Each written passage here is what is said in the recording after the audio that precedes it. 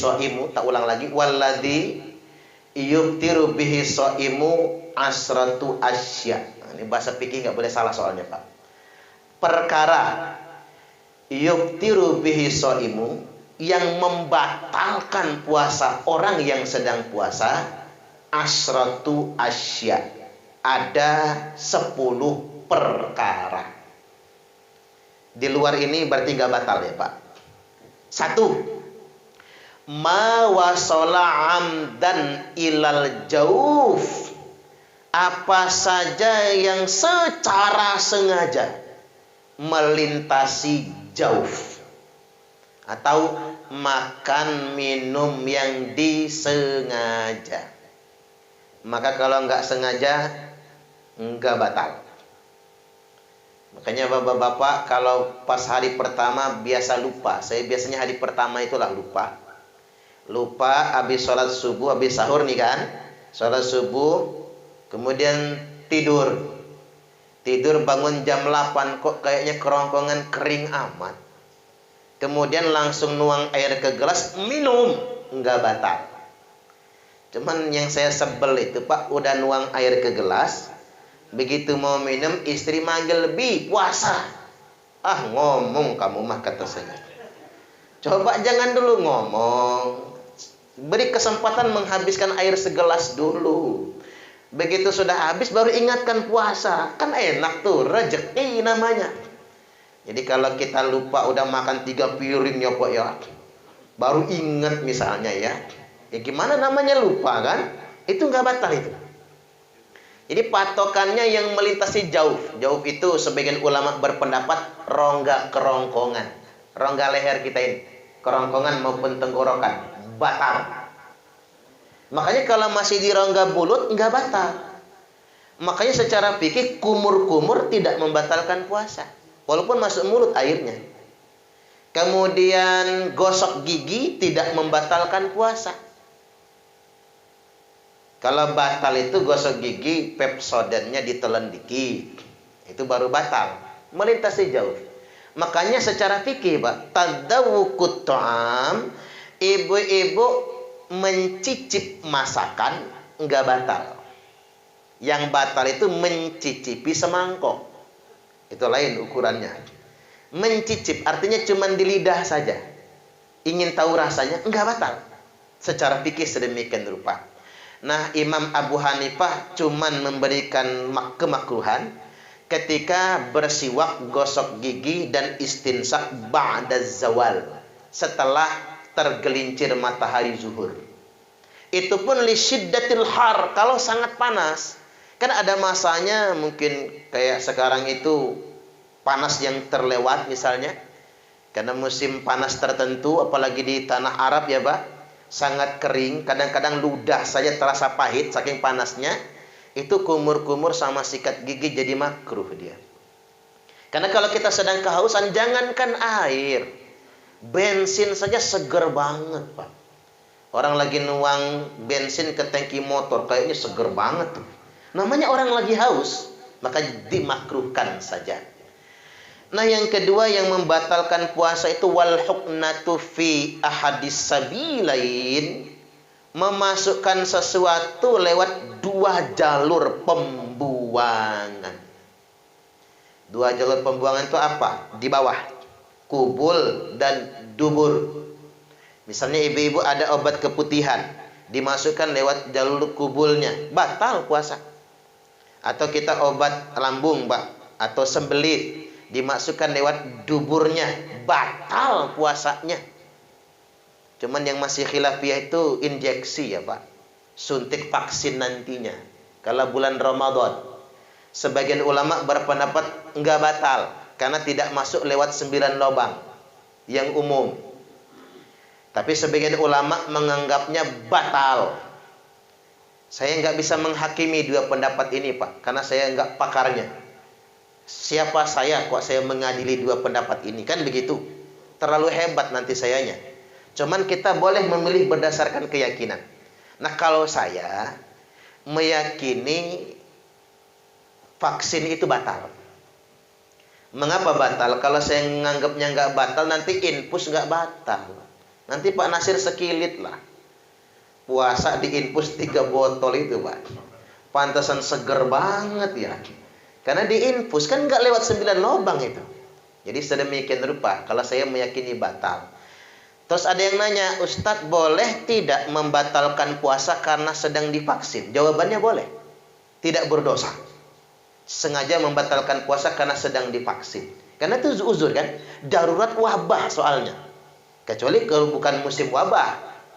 Usahakan vaksinnya malam kan begitu. Atau nanti selesai bulan suci Ramadan. Karena darurat wabah. Apalagi yang lansia. Vaksin pertama kan sekarang-sekarang ini. Vaksin kedua nanti bulan Ramadan masuknya. Ya sudah. Itu darurat wabah. Nanti kodok saja puasanya. Setelah selesai bulan suci Ramadan. Itu perkara kedua. Yang ketiga yang membatalkan puasa itu wal qai'u amdan. Muntah yang disengaja. Kayak dicolok itu ya. Dimuntahkan batal.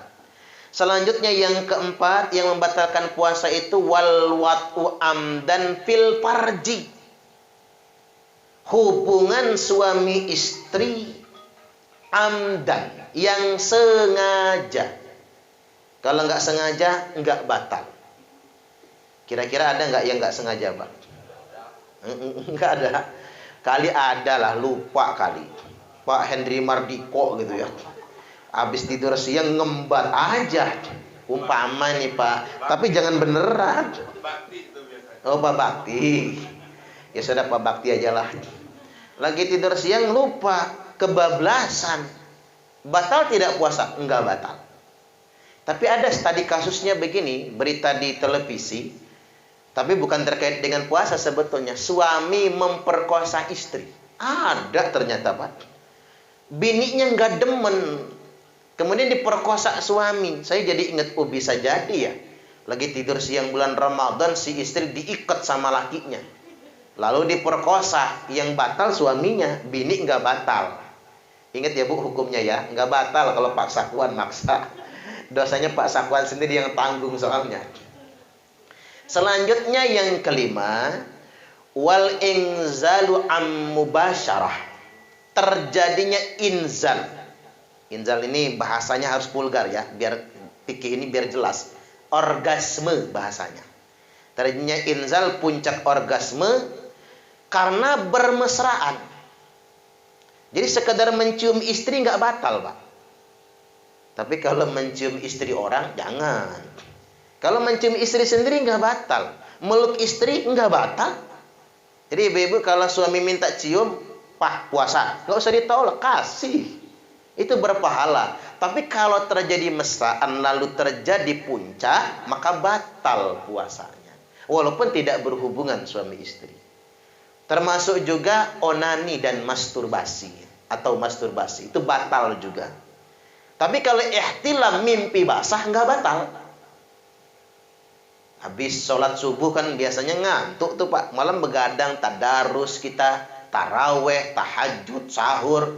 Sholat subuh pulang dari Miftahul Jannah, ngantuk, tidur. Bangun jam 7 kok banjir. Apa itu membatalkan puasa? Tidak batal. Tapi wajib mandi.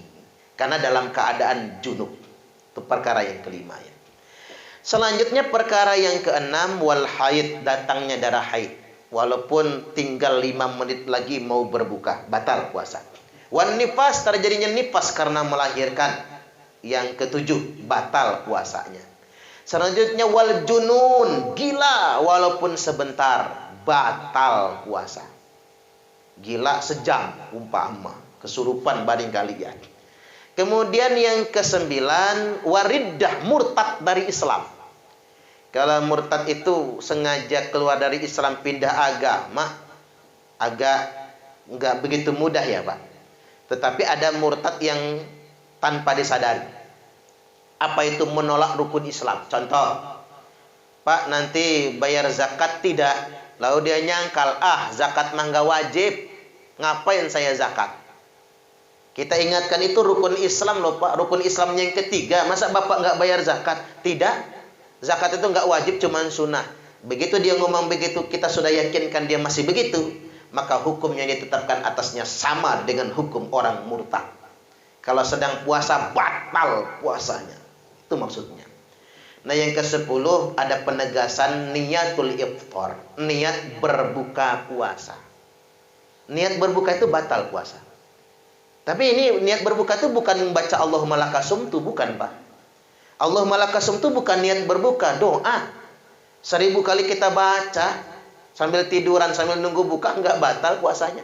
Allahumma lakasumtu wa bika amantu wa ala rizqika aftartu birahmatika ya arhamar rahimin, enggak batal puasanya. Niatul iftar itu apa? Niat untuk memecahkan puasa. Niat untuk membatalkan puasa itu batal puasanya. Ada studi kasusnya begini. Pak Bakti aja lah ya. Pak Bakti istri ke pasar. Anak-anak lagi nggak ada di rumah. Kesempatan bikin kopi nih. Kan nggak ada yang tahu kan. Maksud Pak Bakti nanti nyuruputnya cepet-cepet pakai sendok. Biar nanti begitu istri pulang udah lemes lagi kan gitu. Nah, kopi sudah diaduk. Istri cepat pulang. Assalamualaikum. Umpama ini. Akhirnya sama Pak Bakti kopinya ditumpahkan. Nggak jadi diminum. Itu walaupun nggak jadi diminum walaupun sedikit, puasanya sudah batal. Karena sudah niatul iftar, niat berbuka puasa. Nah, ini 10 perkara yang membatalkan puasa. Dan itulah puasa Ramadan. Selain itu, boleh semua. Contoh ya, Pak. Misalnya, kumur-kumur, boleh. Ada yang nanya, Ustadz boleh nggak berendam di air? Boleh. Berendam di air itu boleh. Nyelam gitu ya, karena kepanasan. Kebiasaan orang kampung saya kalau bulan puasa, karena kan dataran tinggi tuh Pak, di gunung. Kan panasnya kelewat. Apalagi nanti Ramadan tahun ini bersamaan dengan panen kopi. Nggak mungkin mereka tidak panen. Karena akan mempengaruhi nanti untuk belanja lebaran. Jadi mereka kerja, karena lemesnya berendam di air. Untuk ngurangin lemesnya, boleh menyelam.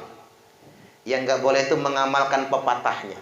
Sambil menyelam, minum air. Nah, itu yang tidak diperbolehkan. Nyelam saja nggak apa-apa. Cuman ada beberapa kemakruhan. Makruh kentut dalam air. Berak dalam air kalau lagi puasa. Kencing dalam air. Saya lama mikir ngapa dimakruhkan.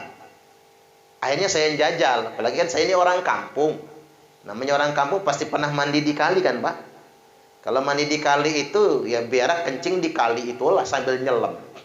Orang kira kita lagi berendam, taunya lagi buang hajat. Ternyata kalau kita buang angin saja dalam air, begitu pes keluar anginnya, set, ada yang dingin masuk ke dalam. Oh, ini ternyata yang menyebabkan makruh buang angin, buang air di dalam air. Karena akan ada air yang terhisap ke dalam nantinya. Maka dari itu ulama memakruhkan karena mengkhawatirkan bisa membatalkan puasa. Ini puasa pertama, puasa pada tingkatan orang awam.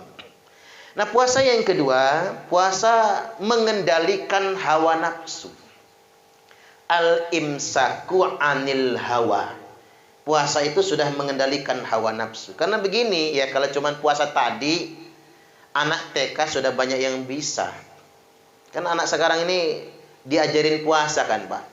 Beda kalau zaman saya kecil dulu. Waduh, walaupun diajarin puasa bandel. Ketiban puasa, ecak ke sekolah padahal nggak puasa, pahpeh ngeludah. Makanya bapak-bapak tandain aja kalau tetangga kok pahpeh nggak puasa itu. Jadi menunjukkan kalau dia puasa, jalan dimiring-miringin gitu ya, biar kelihatan lemes, itu nggak puasa. Loh, emang boleh nelen ludah? Boleh dong. Orang puasa nelen ludah itu boleh. Ngapain dibuang, nanti dehidrasi. Yang nggak boleh itu ludahnya diwadahin gelas. Habis itu diminum, ya batal puasanya. Termasuk ada yang nanya, Ustadz ketelan dahak batal nggak puasa? Tidak. Misal lagi sholat nih berjamaah di masjid zuhur, rokok, dahaknya bunyi. Maklum kan, namanya kurang sehat umpama. Dibuang, nggak mungkin lagi sholat. Akhirnya kita tahan, ketelan, nggak batal. Ludah dan dahak yang tertelan tidak membatalkan puasa sama sekali. Baik, kita masuk yang kedua. Puasa mengendalikan hawa nafsu. Karena Nabi bersabda, kam min shaimin laisa lahu min siyamihi illal ju' wal 'atas. Betapa banyak orang yang berpuasa, kata Nabi, dia tidak makan, dia tidak minum, tapi dia tidak mendapati apa-apa dari puasanya, kecuali cuman lapar dan dahaga saja. Siapa itu? Mereka yang puasa tapi hawa nafsunya masih tak terkendali. Makanya kalau kata Sunan Ampel, puasa itu hening cipto, nutup babakan hawa songo. Tahu artinya Pak Hendri ya? Ini bahasa Arab ini. Arab nangedi. Nutup babakan hawa songo. 9 hawa, 9 lubang. Yang ditutup itu 9 lubang. Jadi bukan cuma cangkem pada akhirnya. 9 hawa, sumber hawa nafsu. Apa 9 hawa itu? 2 lubang mata, udah 2 tuh. Tambah 2 lubang telinga, 4. Tambah 2 lubang hidung, 6. Ada yang hidungnya cuma 1 lubangnya, 2, 6. Yang ke-7 lubang mulut. Yang ke-8 dan ke-9 letaknya di bawah. Saya tahu betul tempatnya itu. Dan bapak-bapak juga hafal namanya kan. Lubang kubul dan dubur. Nah itu yang dicegah. 9 hawa itu tadi. Puasa mengendalikan hawa nafsu, mencegah mata. Kalau sedang puasa, mata harus nunduk, jangan asal ngeliat. Karena yang merusak puasa itu wan nadhara bisahwatin, memandang dengan penuh syahwat. Hati-hati Pak, walaupun bulan Ramadan banyak BMW keliaran. Tahu BMW enggak kira-kira? Bahenol molek weleh-weleh. Kalau kita ngelihat yang begituan gak nunduk, ngedredet, bisa rusak pahala puasanya. Bakti itu Pak. Bakti lagi, udah nggak apa-apa. Pak bakti gara-gara kita nyinyirin masuk surga lah nantinya ya. Subhanallah. Lubang mata. Dosa yang paling gampang.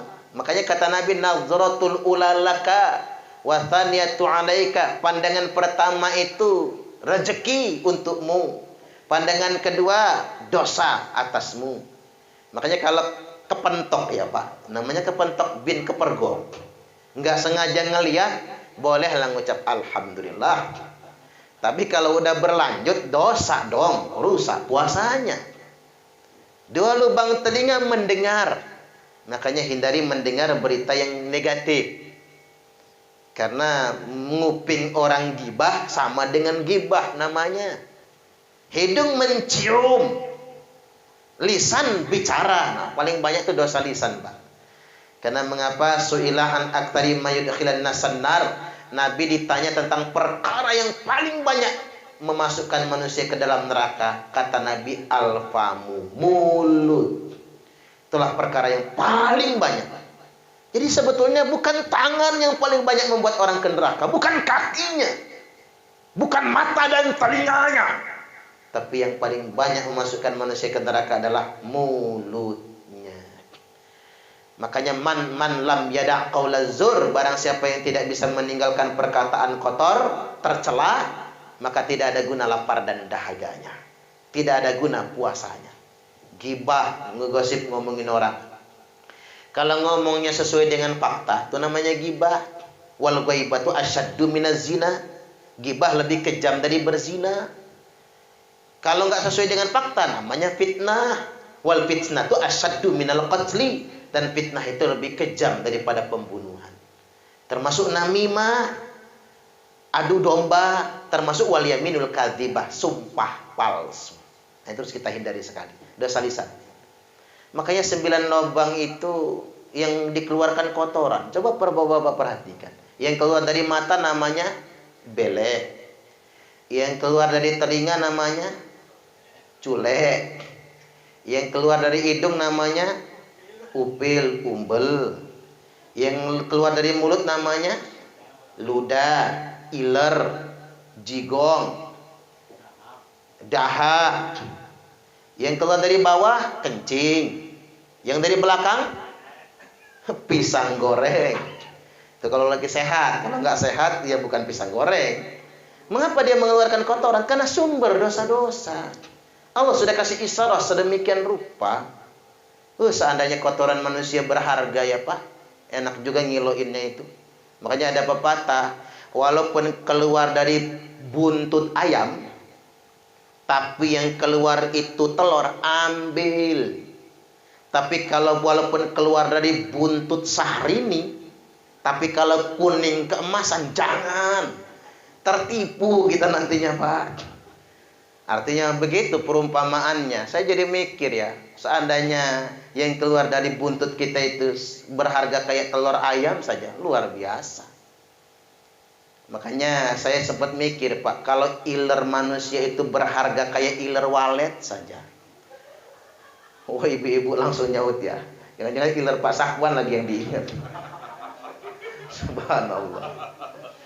Seandainya iler manusia itu berharga kayak iler walet saja, mungkin kiai di pondok sugih semua Pak. Karena tinggal ngejualin iler santrinya di pondok itu. Bapak-bapak yang anaknya mondok, cobalah sekali-kali minta izin masuk kamarnya Pak. Kayak apa bantalnya, warnanya itu. Udah penuh dengan tampungan iler semua itu. Sayang iler manusia itu nggak ada harganya. Jadi balik lagi, puasa itu menahan syahwat hawa nafsu. Walaupun memang ada prosesi alamiah, ini ilmiah Pak. Kita begadang malam karena tarawih, tahajud, atau karena witir, atau karena tadarus Quran, habis subuh kemudian tidur misalnya, itu ada secara ilmiah syahwat meningkat. Namanya morning erection kata orang itu ya Pak. Memang meningkat. Justru sedang puasa Ramadan. Luar biasa godaan bagi kita semua. Agar nggak mepet istri gitu. Agar kita tidak berbuat yang bukan-bukan. Karena kita sedang belajar mengendalikan hawa nafsu kita. Kan itu yang terpenting. Manusia itu makin bertakwa, godaan hawa nafsunya makin tinggi. Saya ada orang bicara begini Pak. Saya belum membuktikan benar atau tidak. Laki-laki yang tidak melihat video porno itu relatif nafsunya lebih normal dan dahsyat ketimbang laki-laki yang keseringan nonton video porno. Ya, kata orang sih begitu ya Pak. Saya nggak membuktikannya. Karena ngapa? Logika saya masuk. Ini karena pengajian orang tua ya. Logika saya masuk. Karena kalau dia sering ngelihat yang begitu, udah nggak aneh. Begitu ngelihat istrinya, kok beda jauh ya sama yang di video. Nah, kacau dah. Kacau yang begitu modelnya. Maka wajar Pak kalau orang soleh ya, kiai, ustadz ya, nafsunya tinggi. Nggak cukup bebini satu. Nah, ngode nih kayaknya. Saya jadi malu jadinya. Ngode nih kayaknya. Nggak cukup bebini satu. Karena dia nggak mau ngelihat yang gitu-gituan. Maaf ya Bu, jangan marah ini. Nanti ibu ngomong sama Pak Sakwan, Pak, nanti Ustadz Parman jangan diundang ke sini lagi lah. Bikin sebel misalnya. Karena begitu, karena faktor yang sedemikian rupa. Makanya Nabi itu nggak ada yang impoten loh Pak.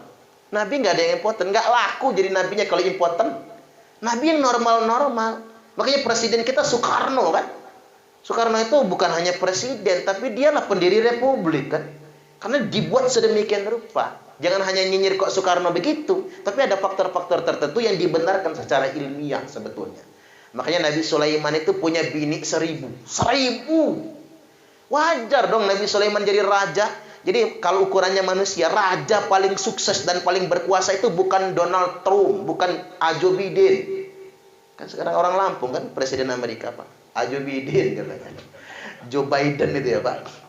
Bukan itu, bukan Erdogan, bukan presiden Cina, tapi yang paling hebat itu Presiden Sulaiman alaihi salam.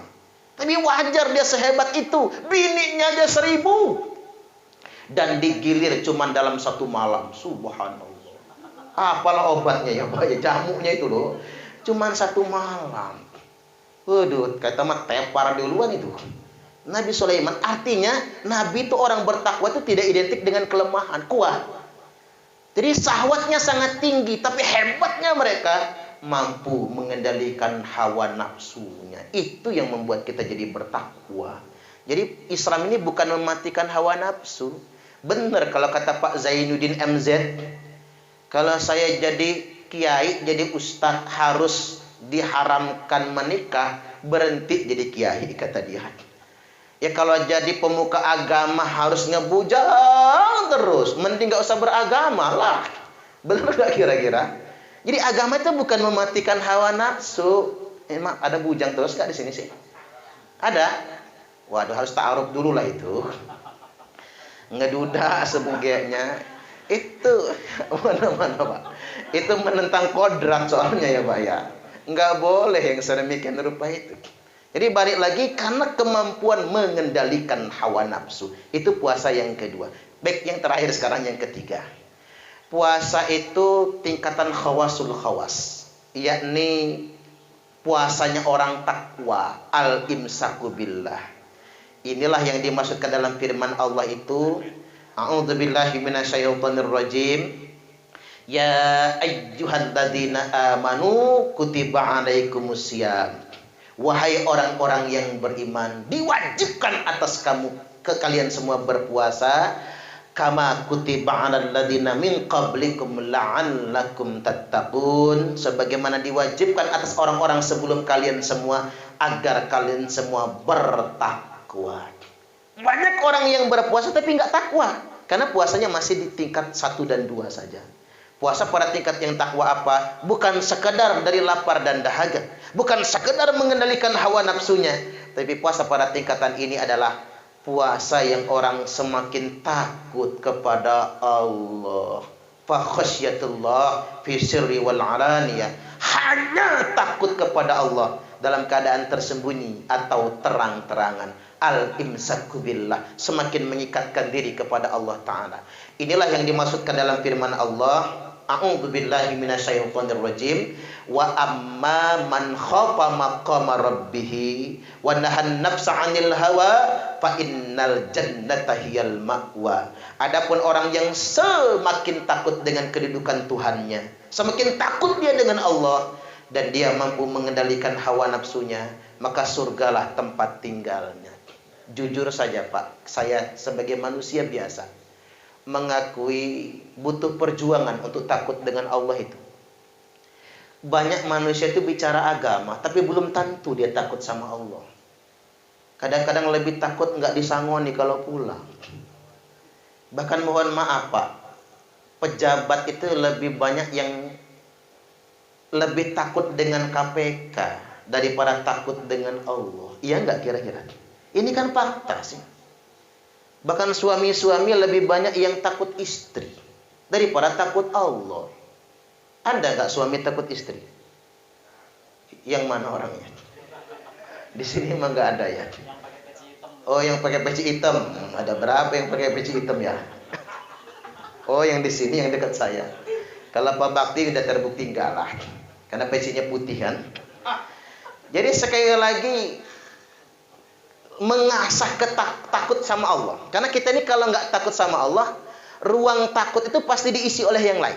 Takut miskin, takut gimana nanti pensiun, takut susah, takut nggak makan, pasti ada yang ngisi. Tapi ketika kita hanya takut kepada Allah, takut-takut yang lain itu beres semua. Takut-takut yang lain itu selesai semua, lewat semua. Bahkan mohon maaf, nggak takut lagi diomong orang. Terserahlah apa kata orang, yang penting gua ikhlas karena Allah. Tuh Pak, nggak takut lagi, nggak jaim-jaiman lagi. Makanya ada orang yang takwa, saking takwanya diomongin jelek juga nggak apa-apa. Sampai-sampai dia ini keseringan datang ke tempat pelacuran. Jadi begitu mati Pak, orang malas ngurusnya, dibuang aja bangkainya, jenazahnya. Khalifah kerajaan Turki Utsmani, saya lupa namanya ya. Khalifah sedang belusukan malam, nyamar, nanya sama warga, ini kok ada bangkai manusia? Digeletekin saja. Kata warga, kami nggak mau ngurus. Orang itu bikin sebel. Emang apa? Dia dulu ustadz, tapi kelakuannya nggak benar.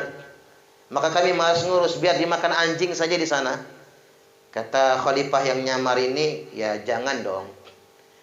Dia kan manusia, harus kita kuburkan. Anjing saja kita kuburkan bangkainya, apalagi manusia. Emang apa sih kesalahan dia? Dia ini ustaz, tapi belakangan dia balelu. Sering datang ke tempat pelacuran. Dan sering menghabisi minuman keras. Jadi dia tidak bisa jadi contoh bagi masyarakat sekitar. Ya sudah, tunjukkan aku mana rumahnya. Ditunjukkan rumahnya, alamatnya. Khalifah dan rombongan mendatangi rumahnya. Begitu datang ke rumahnya, istrinya nangis meraung-raung. Sudah tak bilang, kata istrinya, jangan lakukan itu. Inilah yang terjadi. Malu kita. Nggak ada yang mengurus jenazahmu. Kata Khalifah itu, Bu, mengapa dosa laki ibu ini? Kata si istrinya, tiap malam dia mendatangi pelacur. Lalu dia kasih duit. Mbak, sudah ada yang booking belum malam ini? Belum, gua booking. Kamu nggak boleh nerima tamu malam ini. Karena kamu sudah saya bayar. Dia pulang ke rumah, alhamdulillah, saya sudah mengurangi dosa pezina malam ini. Saya nggak bisa nyuruh mbak itu berhenti melacur. Saya nggak bisa nyuruh orang agar tidak berzina. Tapi yang saya bisa lakukan hanya itu, ngebooking dia agar nggak dibayar orang lagi. Kalau ada minuman keras di warung-warung, dia borong minuman keras itu, dia bawa ke rumahnya, pikir orang diminum, Pak. Di rumahnya dia tumpahin. Aku sudah mengurangi dosa-dosa pemabuk hari ini karena diborongnya. Dia nggak bisa melarang warung itu berjualan. Dia nggak kuasa melarang anak muda pengen mabok-mabokan. Itu yang bisa dia lakukan. Sudah saya ingatkan suami ke saya, jelaskan sama masyarakat tujuan kamu apa, biar mereka nggak salah sangka. Kata suami saya, nggak usah dijelaskan. Nanti gimana kalau kamu mati nggak ada yang menyolatkan? Percayalah, demi Allah, kata suaminya. Kalau saya mati, raja negeri ini yang akan ngurus jenazah saya. Nangis Khalifah yang nyamar itu. Ibu tahu siapa saya? Saya tidak tahu, Tuan. Saya adalah Khalifah, raja negeri ini. Subhanallah, kerajaan Turki Utsmani, Pak, sedang menguasai dunia internasional. Pulang ke rumah, Pak, besok raja datang dengan rombongan. Raja yang memandikan, raja yang mengkafani, raja yang imamin salatnya, raja juga yang turun ke liang lahat memasukkannya. Baru orang sekampung sadar tentang ketakwaan orang tersebut. Kadang-kadang orang takwa itu kalau takwa banget nggak jaim lagi kadang-kadang. Biarlah orang ngomong apa, yang penting ikhlas. Jangan dibalas. Kadang-kadang begitu. Tapi jangan salah takwa, Pak. Kayak yang disampaikan Pak Hendri tadi, ngebom, jangan. Pengen masuk surga ngebom, walaupun itu hoax ya. Ada guyonan di internet itu ngebom, pekakasnya potong. Akhirnya kebuang, akhirnya dibikin caption, teroris ngebom, pekakasnya lepas, kasihan bidadari di surga, katanya. Na'udzubillahi min dzalik. Walaupun saya sempat percaya, begitu saya searching, oh ini foto lama lah ya. Tapi teroris itu nggak mati syahid, mati sangit itu. Inilah yang disebutkan oleh Nabi itu ada di antara umat ini, Sahih Bukhari Muslim ini, Pak. Yang sepanjang hidupnya ya'malu bi'amali ahlil jannah. Dia beramal dengan amalan ahli surga sepanjang hidupnya. Sampai tidak ada jarak antara dirinya dengan surga illa dzira'un, kecuali tinggal sehasta. Sepanjang hidup surga aja amalannya. Nggak ada jarak antara dirinya dengan surga kecuali tinggal sehasta. Tapi sesaat lagi dia akan masuk surga. Sayang, dia kerjakan amalan ahli neraka. Lalu dia mati masuk neraka. Itulah teroris. Zaman Nabi dulu teroris pertama namanya Dzulkhuwaisirah. Dzulkhuwaisirah itu, Pak, kalau dari amaliyah takwa. Makanya teroris itu mungkin nggak pernah nonton TV. Karena bagi mereka TV kan haram kan. Mungkin mereka itu nggak pernah zina. Mungkin mereka tidak pernah maksiat, rajin sholatnya.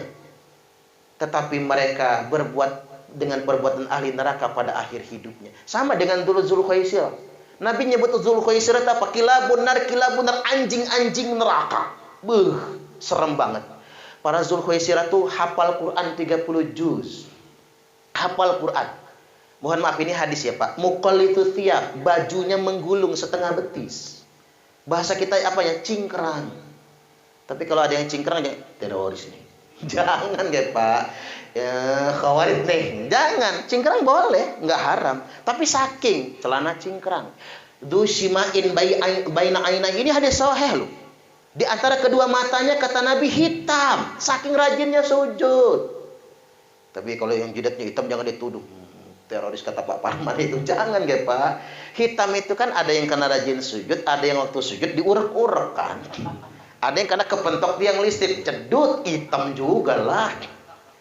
Tapi maksud saya penampilannya. Dan hatam Quran, hafal Quran 30 juz. Apalagi teroris yang namanya Abdurrahman bin Muljam yang membunuh Imam Ali tanggal 7 Ramadan. Memang dari zaman Nabi beroperasinya teroris itu Ramadan memang. Ini sekarang jelang Ramadan. Ramadan awal jelang Idul Fitri. Dari zaman Nabi kebiasaannya memang begitu. Jadi kalau sekarang jelang Ramadan ada teroris, ngulang tuh. Ngulang kelakuan nenek moyangnya itu. Namanya aja nggak tanggung-tanggung. Abdurrahman hafal Quran 30 juz. Pernah menjadi duta Al-Quran. Kata Imam Ali, mereka tidak pernah hatam Quran lewat 1 minggu. 1 pekan, 1 Jumat.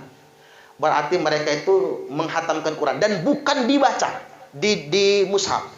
Tapi mereka baca ketika sholat tahajud. Saking rajinnya.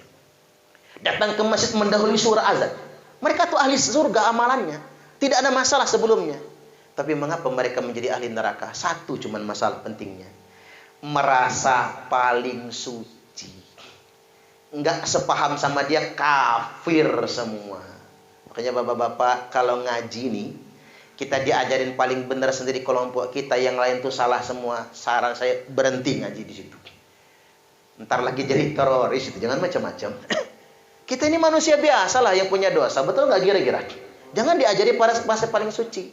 Maka puncaknya Abdurrahman bin Muljam bunuh Imam Ali pada tanggal 7 Ramadan. Sedangkan siapa? Zulkhuwaisirah mengkritik Nabi sendiri. Waktu mau dieksekusi pancung, digorok sama Algo jadi tebas lehernya, dia disuruh tobat. Terakhir kan?